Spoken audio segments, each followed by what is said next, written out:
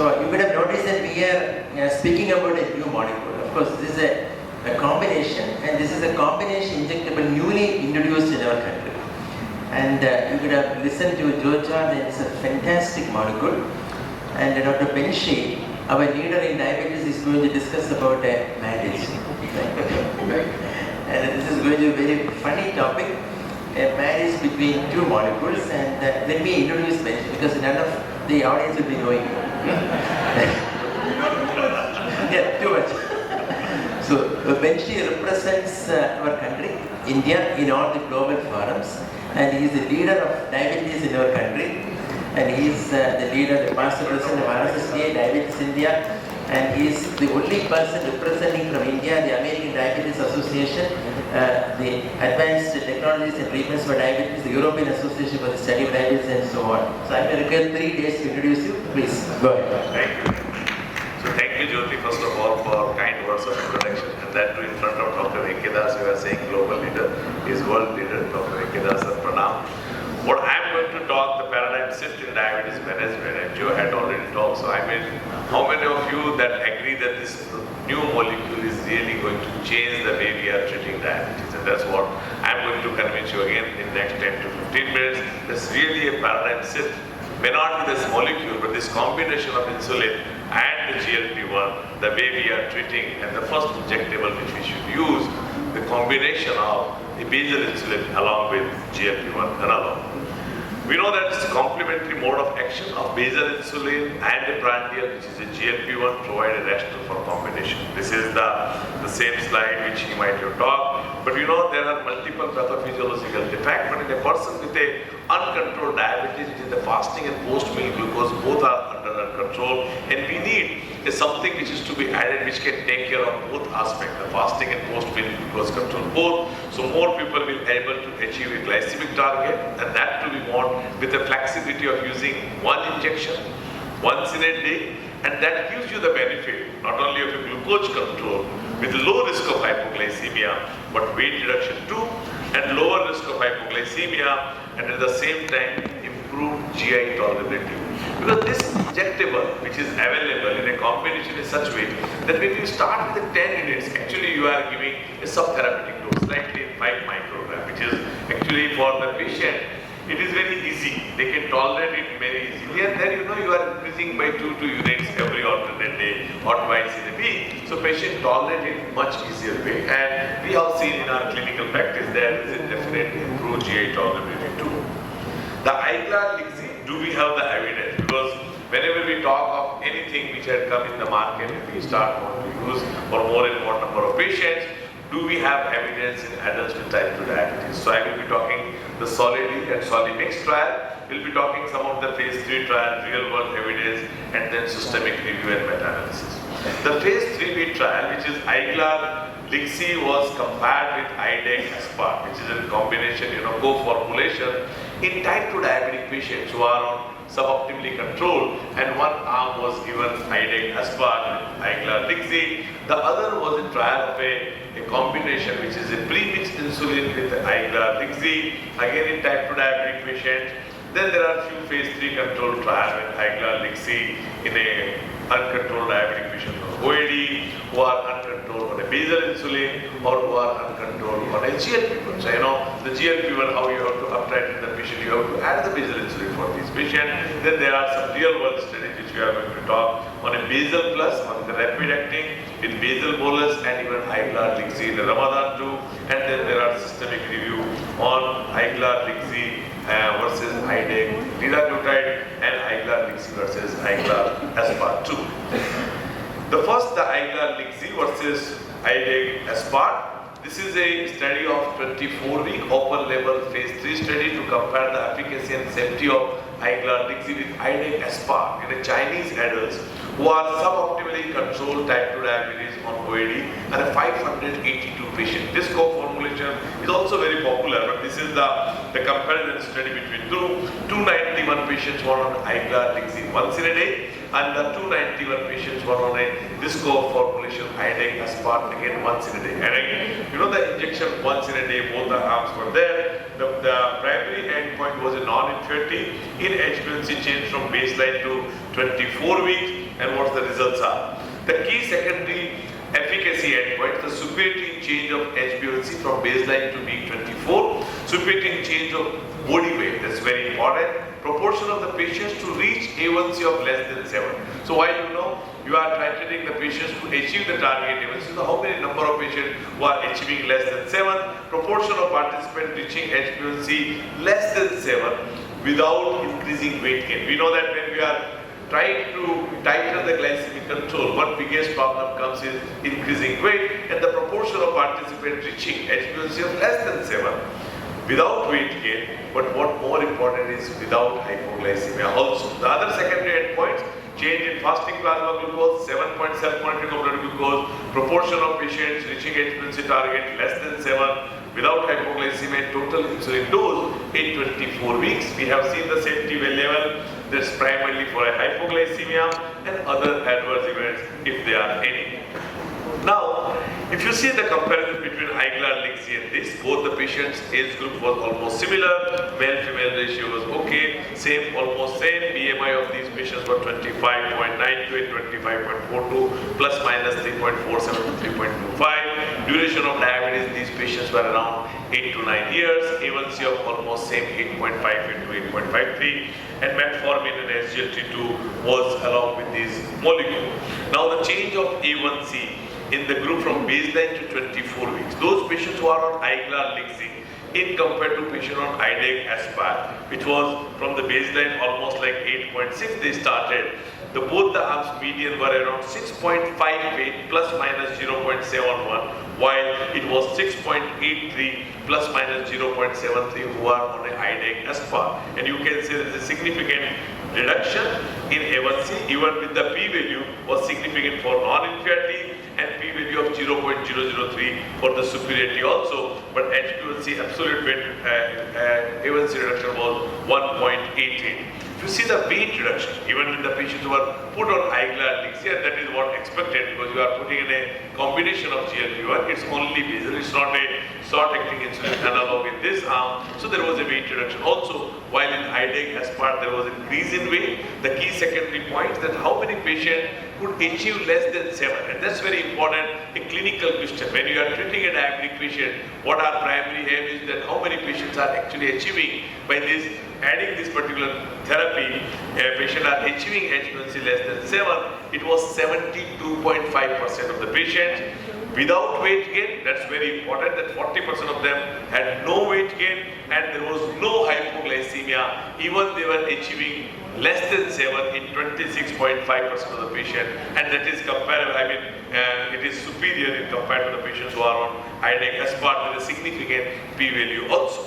Now if I do the 7-point self-monitoring blood glucose, that is what, when we do the randomized control trial, the patient is asked for the self-monitoring of blood glucose, and you can see the post-meal glucose control in compared to IDEC aspart is better control in the patients who are on iGlarLix. The change in the post-meal glucose level was the highest reduction in the breakfast. And still, the post-breakfast is a biggest challenge, that is the post-meal hyperglycemia, post-breakfast hyperglycemia is the maximum, and that post-meal glucose control was the significant reduced.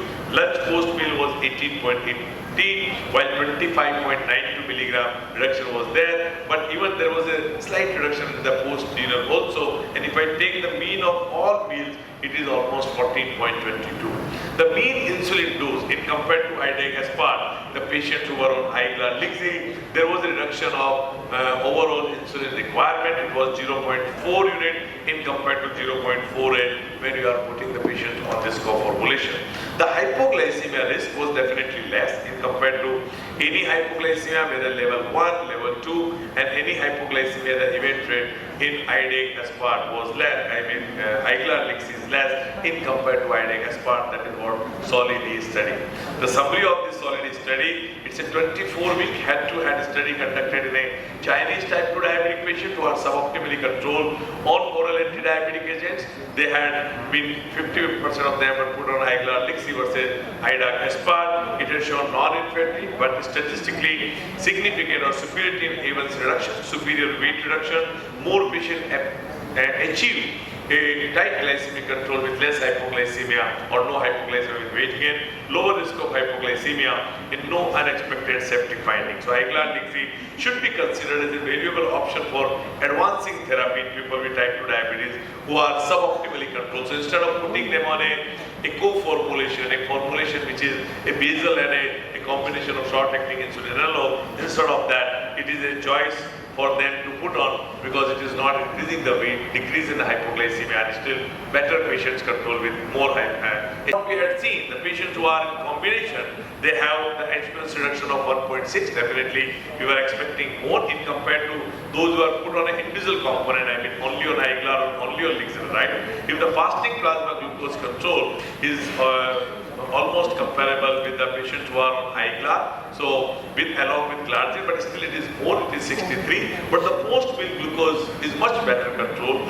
In the patients who are with Glargine, it is only 59.6, while here it is 102 milligram with the baseline of 275. And those patients who are put only on Lixil trial, it was only 82. So if not in compared to these individual components, there was a true post-meal glucose control was better. The average 7.7 monitoring of plasma glucose was also compared to the patients who are only on Glargine or only on Lixil trial, it was better. Individuals at target, 74% of the patients were achieving the target of HbA1c less than 7, and even less than 6.5 was almost 56% of the patients were achieving the target, and there was weight reduction. Even this is a combination, but it was less than those patients who are only on GLP-1 analog. The SOLI-MIX study, which is a phase 3 a randomized controlled trial, which is comparing once daily iGlarLix versus twice daily pre-mix the insulin as part 3070, and this multicentric open label randomized controlled trial with a 26 weeks phase 3B study where it was compared one arm with the iGlarLix, other arm is a premix insulin which is open label, and this is 887 patients, and out of them 182 patients from India also.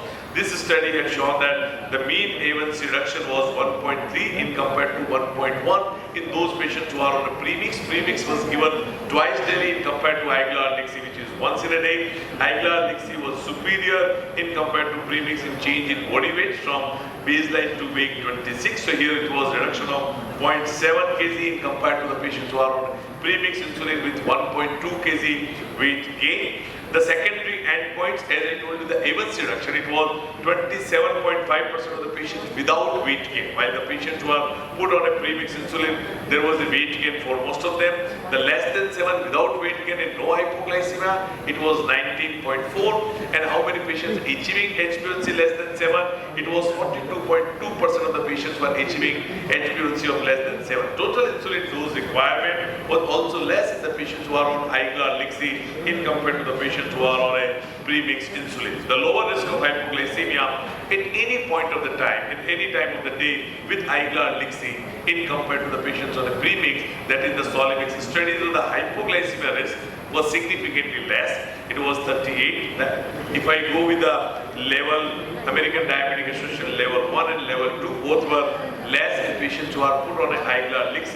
And what's more important is the nocturnal hypoglycemia, and that was significantly reduced by the relative mode reduction was 68% and 63% for ADA level 2 also. So that's very important in the patients who are put on a iGlarLix, as it is expected that we will have less hypoglycemia in patients who are put in this combination compared to the patient who are on a premixed insulin.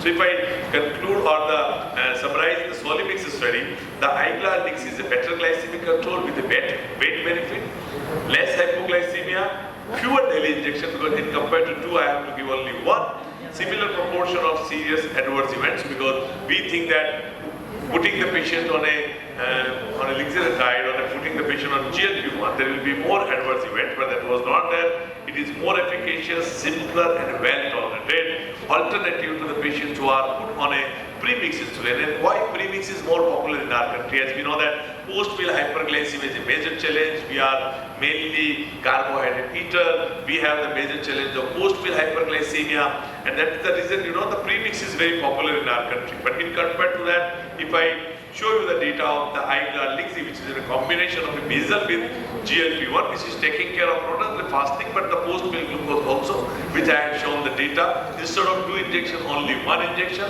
better control. More patients are achieving a tighter glycemic control, no hypoglycemia, and they are achieving HbA1c of 7, less than 7 and less than 6.5 without any weight gain. And that's also the primary target. When we are achieving a good glucose control, our patient should not develop hypoglycemia and there should not be any weight gain also.